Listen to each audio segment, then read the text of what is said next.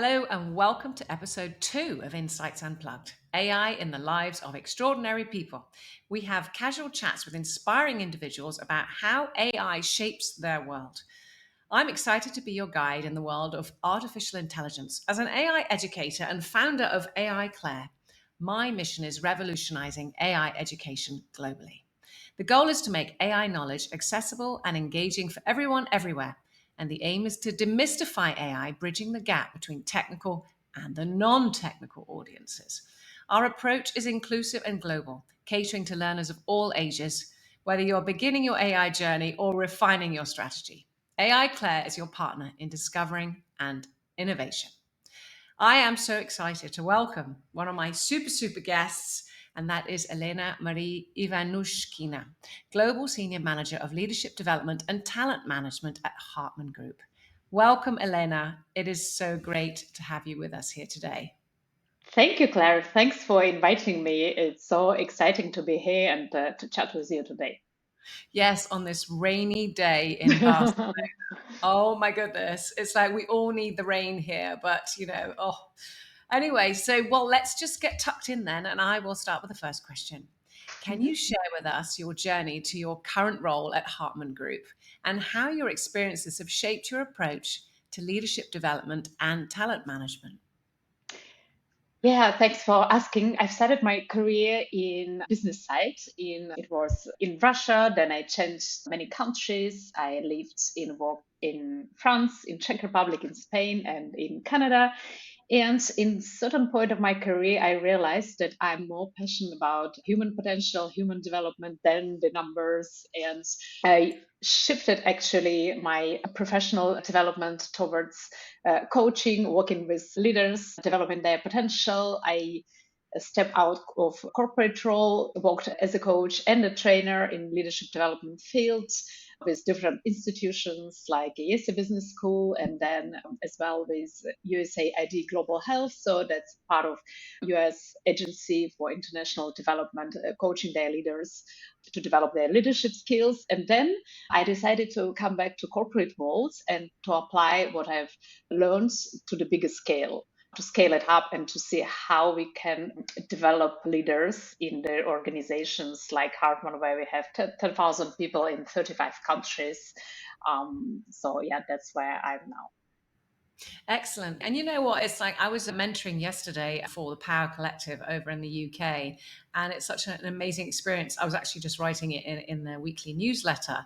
And there was a recent graduate, MBA graduate, and she really wants to go into HR.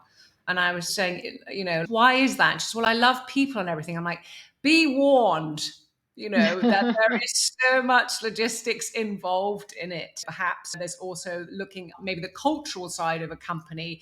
And with AI tools and things, life is going to be a lot easier, we hope, with HR. But it's so interesting as well that you moved into leadership and more being with the people and watching people change. Is that how you felt as well? It was forget the numbers, the logistics, and let's be with the people a little more. Was that how it was? Exactly, yeah, because I think that's where we can really get competitive advantage in organizations. Because I mean, technology-wise, especially with AI and like digital tools overall, you can copy and paste it rather quickly. So where you can overcome competition, that's really how you deal with human potential and what you can develop as a company culture, as creativity and the human side. Yeah. And that's why it's so exciting. I think it's such a great place to be right now. HR as the topic is broad, so I'm focusing in learning and development part. So that's how you see so many changes coming right now. And then reflecting on your career, what would have been some pivotal moments of personal growth for you as a leader and a coach? I think what was helpful for me is to have experience to live in different countries and to see cultural differences and learning the languages as well. When I moved to a new country, every time I learned the language, and through the language, you start to understand better the culture and how people can see different things in different angles. For me, it was very enriching because you become really open minded through this experience and you can understand and connect with diverse people with very different profiles. And I think coaching experience is helping a lot in that because when you're coaching, coach someone, you, in a position of the coach, you see the world through the client's eyes. And I had a chance and privilege to have clients from many different horizons, and I had a chance to see world through their eyes. And for me, that was like the biggest gift you can really have. Yeah, it's so rewarding, right? I mean, this obviously goes on to the question that I think you've already answered it, but having lived and worked in those different countries, Mhm. have you observed any significant differences in leadership styles or approaches? And how have these diverse experiences influenced your own leadership philosophy? That's very interesting question, and we are working with leaders how you can lead globally and across the cultures because there are differences. One of the parameters would be the hierarchical distance. So that's a scale. You will have countries which are very hierarchical, and then you have countries are very egalitarian.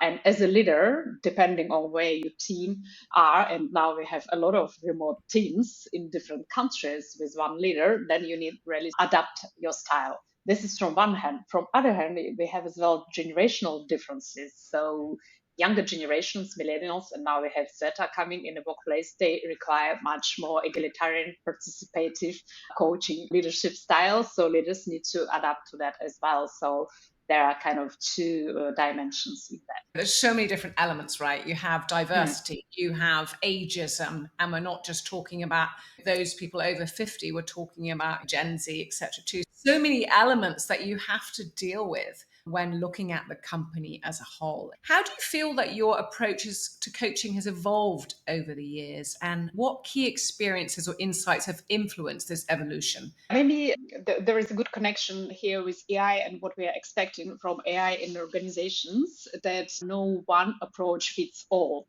So, if we talk about leadership development, for example, coaching for leaders, so this approach should be very individualized based on person's strengths, preferences, and so on. So, when we do the learning and development on the organizational level, that's always a question how you individualize it if you need to scale it up. And where what we expect actually from AI is to help us to create those individual learning paths, which would be really tailored to each learning platform called Degreed, where we have different type of learning paths depending on the skills you want to develop. And the system already use some basic AI algorithms to suggest you interesting materials according to your skills. It can suggest different learning paths. But what we are seeing now coming is really full individualization, where a system would help you to assess yourself, really fine tune your strengths and areas to develop, and then suggest 100% tailor made content to fill those gaps and to nurture your skills. So that will be really a breakthrough to adapt learning to the person. So for me, that's what we can be excited about, how it will shape the whole learning experience.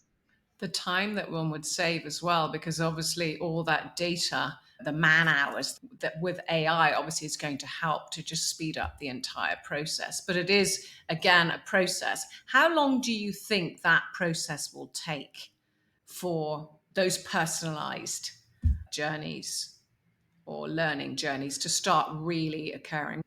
I think we are really in exponential rate here because the data is already here. So we have systems in place and we standardize our processes both in talent management and learning. So now we see that the providers of those big tools with the data preparing various approaches with AI. So I think it can go really quick. And that's why we as a business need to be fast to screen what is available and really grasp the. And what other emerging technologies or innovations have you found most beneficial in enhancing leadership training and development?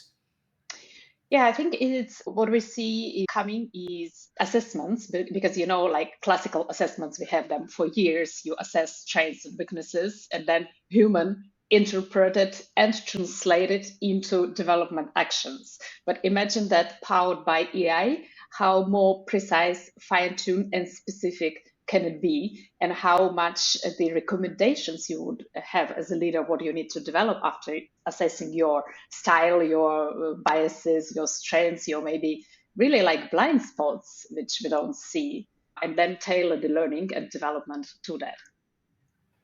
When we talk about diversity, yeah, we have this unconscious biases in many directions, and therefore it's a blind spot. So technology would help us really to spot it very precisely, and again provide recommendations and learning paths how to get rid of those biases or how mitigate it. Obviously, it's important in every arena, every industry, to have the privacy, the data secure. And when you're talking about bias as well, the question was, how do you really understand if it's taking everything into consideration? From what you're saying as well, I think it's just a question of a little bit of time and training everything and making sure that the system with special checks is really following along the lines that reflect of that company culture. Would you agree with that? Yes, absolutely. I totally agree with you. AI systems themselves can have unconscious biases due to algorithm and data they're getting, which can be biased. So therefore, to have this safe usage of AI, it should be transparent, so people need to understand where it's coming from. And then, of course, training and future education is really needed. And that's why people like you, Claire, AI educator, for me, it's a great asset for every company to really understand what can be the possible complications or challenges. Thank you. I think it really does start top down as well, that all of these things that have gotten left behind or not being on the top of the priority list, whether it be diversity,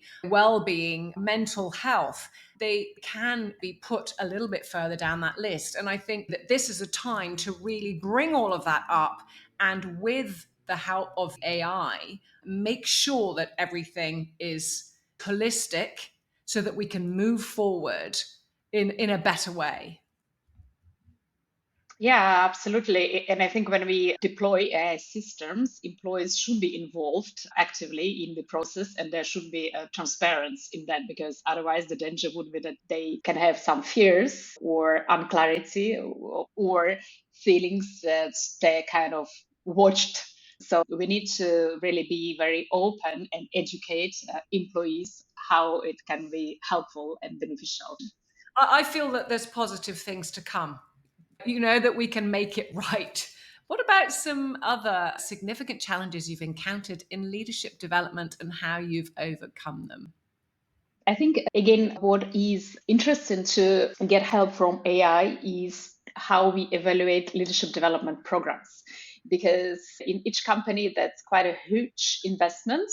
And we can today evaluate the results of the program on some indirect indicators, for example, like employer engagement survey. However, with more data and more understand which type of intervention give us better results and how we can change the program or twist it to get better results and better knowledge integration or knowledge transfer. Today, that's incredibly difficult to do, but we see it coming, and we count really a lot on that to make leadership development programs much more efficient and increase, let's say, return on. And how do you see AI evolving from today and, let's say, in 5 years? I mean, that's years away, right? With how things are going so fast right now. But what do you think? What I think overall, that AI will help us to become more human. Because what I see, again, if I look at leaders and leadership developments, will help to create better self-awareness, because you will know your emotional intelligence will be increased, because with all this feedback AI can provide on your behavior, your biases, your reactions, your blind spots, we will become actually more human. And when you are more emotionally intelligent as a leader, you can have better interaction with your employees, you can inspire them, you can really become more human oriented as a person. So that's one application. And another one I see is really, if you're talking about talent developments, is to help make a career choices. Because today, again, we rely on our logic or feelings when we do career steps, but AI will help us to enhance it with the advices based on our preferences, our strengths, how to create actually career where we will be thriving. So for me, that's an interesting field of change. And then, lastly, as we conclude, could you share a key lesson or insight you've gained from your extensive experience in coaching and leadership and your vision for the future of this field?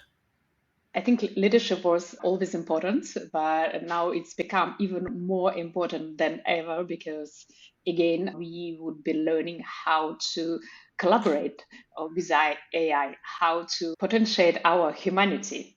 And with the repetitive tasks taken over by AI, leaders would have really time to invest in their people development and connect on the human level. So for me, that will be really a game changer. Really, really great insights. And I loved what you said about us becoming more human with the bringing out the emotional intelligence. And also when it comes to career paths and learning and thinking and being true to who we are, what we really want. I think that we can't get away with it because all of those questions will be asked. And I think there's positivity. I will leave on that positive note. I thank you so much for your time today. And I hope everybody has enjoyed it. So many great insights. Thank you so much, Elena. And I'm just going to say thank you, everybody, and bye for now.